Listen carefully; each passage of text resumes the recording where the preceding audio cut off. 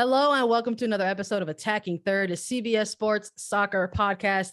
I'm Sandra Herrera, joined today, as always, by my colleague and co-host, Lisa Roman. On today's episode, we are thrilled to have a special guest, NWSL Commissioner Jessica Berman. A busy morning for you. Welcome to the show. How are you doing today, Jessica? I'm doing well. I've had quite a day, but it's been super exciting and I'm happy to be here with you guys. We're thrilled to have you joining us. Obviously, like you mentioned, busy day so far, and it kind of feels like it's still just getting started. Obviously, the interview process for hiring a new commissioner was obviously a lengthy one, right? This has sort of been months in the making. Let's just start maybe with a little bit of a simple one. How does it feel to finally have this announcement be made public, and how have the reactions been for you?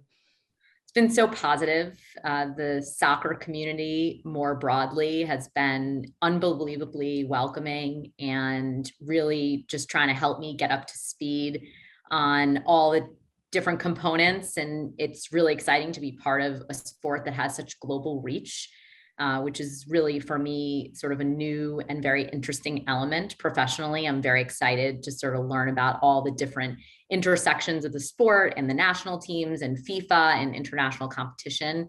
I know firsthand, being a fan of soccer and women's soccer in particular, the power of these athletes when they play for national teams. So I'm excited to sort of dig in on the global side.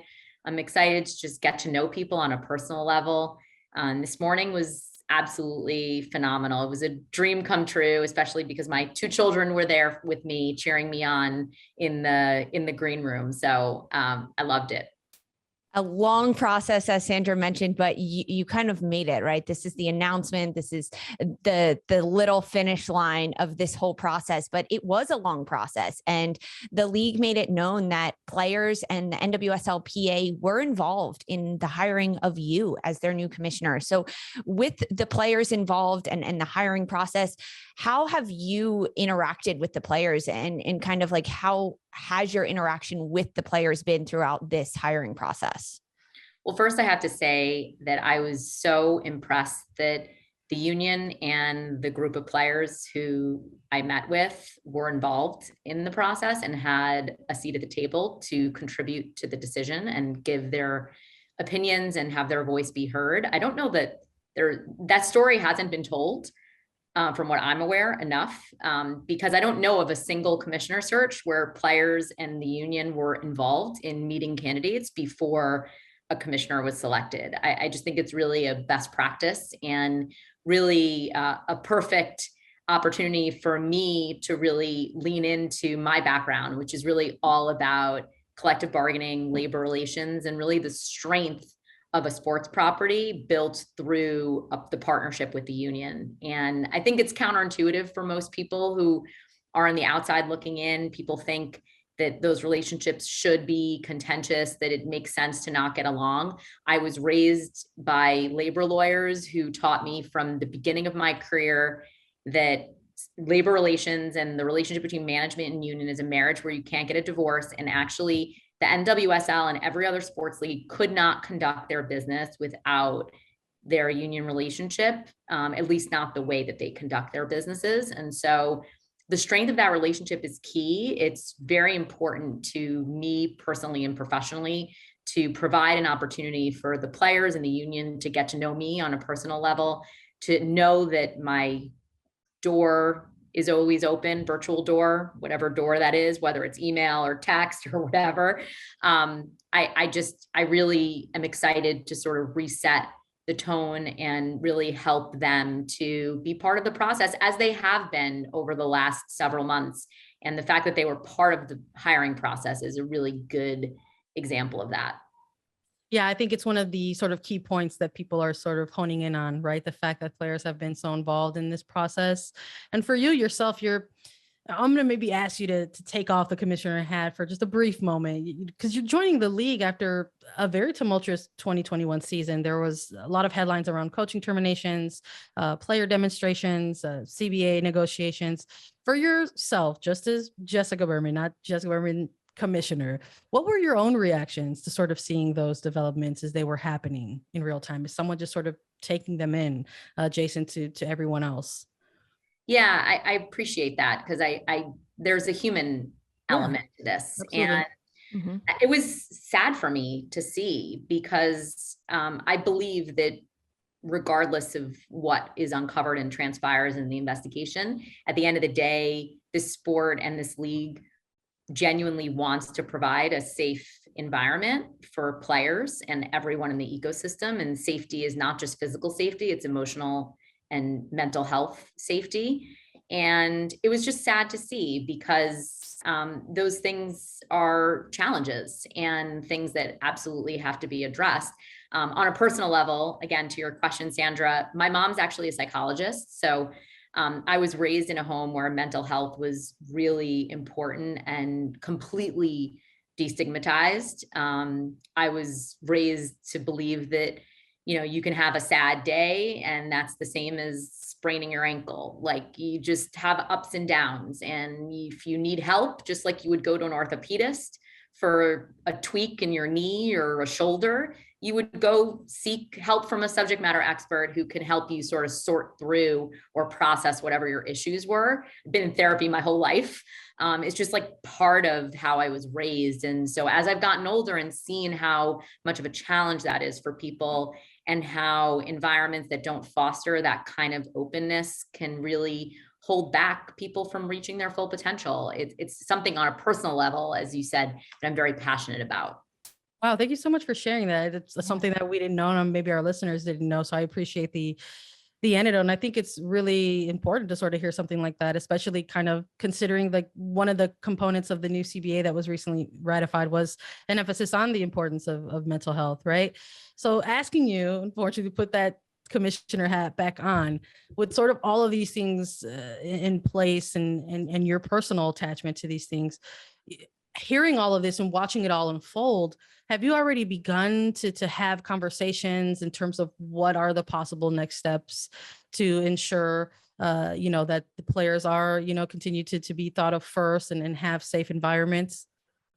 Well, I'm minus 40 days or so from my start Yes. date. So although I have been drinking from a fire hose on all things soccer and NWSL related for the last, I don't know, week or so, I have a lot to learn before I can really set a specific agenda and really decide what the next steps need to be. I do know that the league and the player association are working closely together on the investigation. And I have no doubt it will be one of the areas that I get up to speed on in the coming days, and excited to hit the ground running on April 20th. As you mentioned, April 20th, like minus 40 days or so. But until then, interim CEO of the league, Marla Messing, she was in the role since October 2021. She helped negotiate, she launched investigations, she helped with the ownership battles. She was involved in the league's first ever CBA. You will be working alongside her the first month of your tenure as commissioner until the end of May. What are you looking to learn from Marla Messing during that transition period? Well, first, I have to say that I am such a believer in women supporting women. And I'm so grateful to Marla for being willing and being gracious and allowing me to learn from her and really get up to speed. I know that both I personally and professionally, as well as the league, will have benefit from that. And so I'm hoping to learn really her insights, her observations, the areas that she's found to be challenging, the opportunities that she saw that maybe didn't materialize in the 6 months that she was here. And I think that continuity is really important, and appreciate the long transition period. Part of the reason, most of the reason for the long transition period in terms of me starting is that I have some duties I need to wrap up in my current role, where I, like Marla, am acting in the commissioner capacity for the National Lacrosse League. So there's some parallels there that I could definitely relate to in terms of her transition. And I'm very grateful that she's helpful and willing to support me. I think that's a great transition for us because we actually wanted to ask you a little bit about the NNL, the National Lacrosse League. You are joining NWSL with a ton of experience behind you throughout various leagues, but directly via right now recently with the NNL, a league that's also sort of carving out a space among pro sports in the United States. For yourself, what are some similarities or even differences between these two leagues that you think might be helpful to you in your new position? So many similarities that even in my final round of interviews with the board, they were also commenting that some of the experiences I was drawing upon seemed very analogous. We're both challenger properties. I guess that's probably the starting point, and we're emerging. So the idea that we are really growing, risk tolerant, looking for innovation, providing a platform for both partners in the media as well as sponsorship place to test and learn within the sport, focused on fan engagement, bringing the sport to fans, the next generation of fans specifically who are digitally savvy, using their phones to be able to access the sport anywhere, anytime. And just really thinking differently about how we show up as a sports property, knowing that we really are a form of entertainment. I feel like a lot of those same themes are themes that I've heard in terms of what the league is, their identity and how they're looking to grow. And so I think a lot of those commonalities will translate. I guess one other area I would mention is just in the expansion context.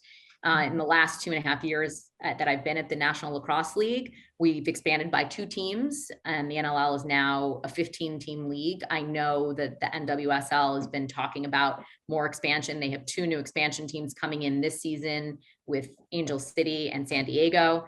And I'm confident that that will be something that is a top priority for me in the coming months as I get on board and the league looks to grow its national footprint. Well, while I have you here, Jessica, I would like to make an argument for a team in Philadelphia for us. So just putting that out there. Our listeners know that I live in Philadelphia. I'm from Philly, and I'm waiting for an NWSL club here. But for your own personal goals, as you step into this role, April 20th, and the Challenge Cup is on its way, and then the regular season, what personal goals do you have as you kind of look ahead to this year? Well, I have to say that I am a firm believer in sport as a platform to change the world. Nelson Mandela's quote sits above me in my home office, and it is my daily inspiration. It is the reason I work in sports. And for that reason, that is really my North Star, and the thing that on a daily basis, as someone who's really obsessed with diversity and sports as a platform to unite communities, really finding a way to build upon the momentum that the league has had to have the NWSL unite the communities where they play. And that will be a key focus. And I think really syncs nicely with the social impact and activism focus of these players and how focused they are on using their platform for social change.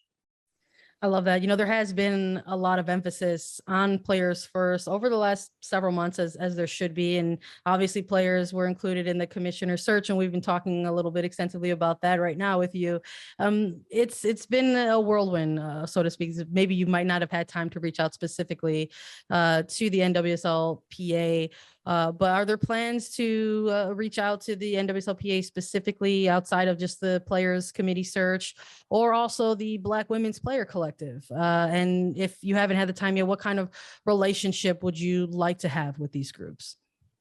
I'm actually very pleased to share that I've spoken with those individuals. I spoke with Midge last night. I have been having daily conversations with Megan Burke already, who leads the union. Again, with my background in labor relations, those partnerships are so important. And it was really one of the first calls that I made when I found out that I was going to be assuming this role, is to begin to build a relationship with those individuals and the constituents that they represent. So we've had a lot of conversations that are conceptual about my approach to labor relations, about their approach to the collective bargaining agreement and what challenges are before us. And I actually view this next stage, the next 5 years where we have a CBA in place, as the opportunity to build the solid foundation that will be required to negotiate our next deal. That will be here before you know it. And we have to lay the groundwork now to build the trust and credibility that's required in order to maintain the benefits of labor peace. The relationships between you, the league, and the players is so important. But in order to grow the league and in order to kind of grow the fan base and expansion teams and everything, you also need other relationships and deals. NWSL entering now its 10th year. It just announced a deal with Delta Airlines, its very first airline deal. Are there more partnership deals like this, similar in scope and in grandiosity like this, in place for the league? Well, I'm excited to get to know the Chief Revenue Officer, Mitch Pohl, who leads all those conversations. My understanding is the answer is yes. One of the reasons to be excited about this league is that there is corporate support for the NWSL, and women's sports in general is a business now. This needs to be thought of not as charity, not as a check the box, this is a nice thing to have, but there are real fans who want to spend real time and real money at supporting this league, and that we're worth investing in from a sponsorship perspective. And so I'm excited to be part of those discussions, and I'm definitely excited that Delta is a partner, because that's my airline of choice on a personal level. So I would have been sad to learn that I had to give up my status on Delta. That is my airline. I love that so much.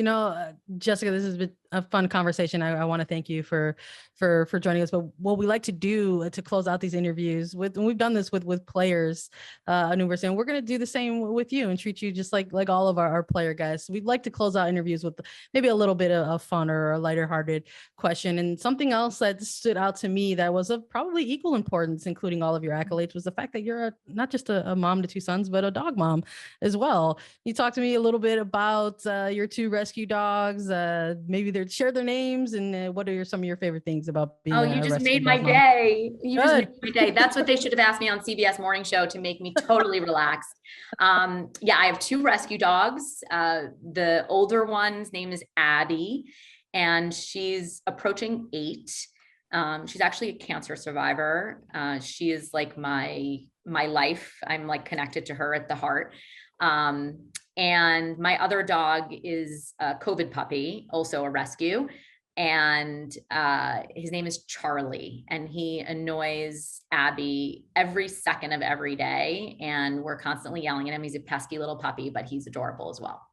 I love that. Abby and Charlie, welcome to NWSL. We want to thank all of our listeners at the end of the show for joining us and listening. So thank you to the audience for joining along. Jessica Berman, thank you, and best of luck this year. Everyone, you can follow us on Twitter at Attacking Third for more. We're on Apple Podcasts, Spotify, Stitcher, and anywhere you listen to your podcast shows. We're also available as video. Subscribe to us at youtube.com/Attacking Third. For Sandra Herrera, Lisa Roman, and Jessica Berman, this was Attacking Third.